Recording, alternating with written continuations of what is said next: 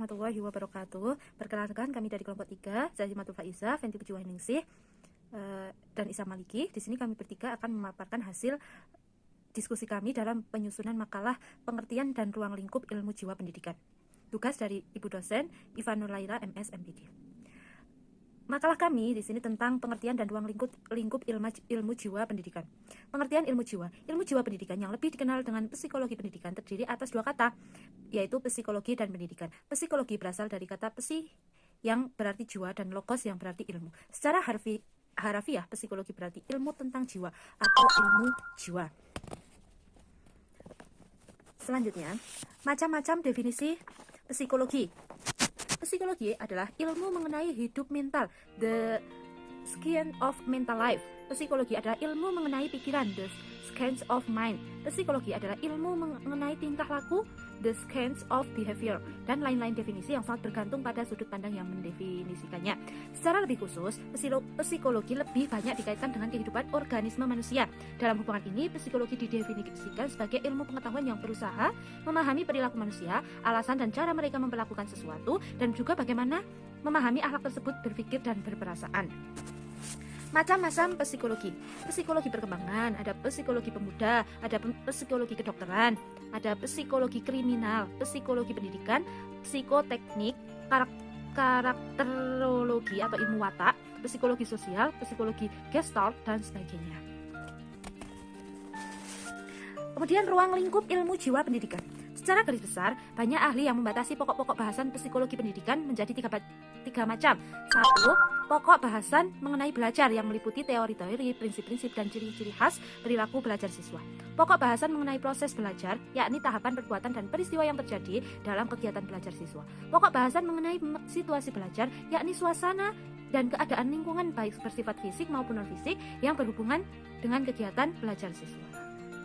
Selanjutnya akan disampaikan oleh temanku Zazimatul Faiza. Terima kasih untuk waktunya. Di sini saya akan menyambung definisi secara sederhana dan praktis psikologi pendidikan menurut Barlow. A body of knowledge in psychological research which provides a repertoire of research to aid you in functioning more effectively in teaching learning process. Psikologi pendidikan adalah sebuah pengetahuan berdasarkan riset psikologi yang menyediakan serangkaian sumber-sumber untuk membantu Anda melakukan tugas sebagai seorang guru dalam proses belajar mengajar secara lebih efektif. Menurut Tardif, tahun 1987 juga mendefinisikan psikologi pendidikan adalah sebuah bidang studi yang berhubungan dengan penerapan pengetahuan tentang perilaku manusia untuk usaha-usaha kependidikan.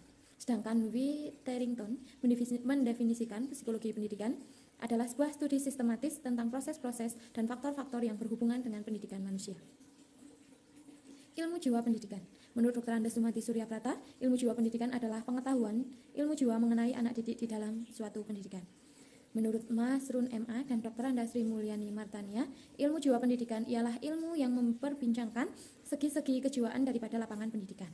Menurut Alice Crow, ilmu jiwa pendidikan ialah suatu studi tentang belajar, pertumbuhan dan kematangan individu, serta penerapan prinsip-prinsip ilmiah tentang reaksi manusia yang mempengaruhi mengajar dan belajar. Dan yang terakhir, tentang ilmu jiwa pendidikan dapat dikemukakan sebuah definisi sebagai berikut. Ilmu jiwa pendidikan adalah ilmu pengetahuan yang menyelidiki gejala-gejala kejiwaan individu di dalam situasi pendidikan. Tegasnya, ilmu jiwa pendidikan ialah ilmu pengetahuan yang membicarakan tentang tingkah laku individu dalam situasi pendidikan. Ruang lingkup ilmu jiwa pendidikan. Telah kita ketahui bahwa pada dasarnya ilmu jiwa pendidikan ialah sebuah disiplin psikologi yang khusus mempelajari individu, meneliti dan membahas seluruh tingkah laku manusia yang terlibat dalam proses meliputi tingkah laku belajar atau siswa, tingkah laku mengajar atau guru, dan tingkah laku belajar mengajar oleh siswa dan guru yang saling berinteraksi.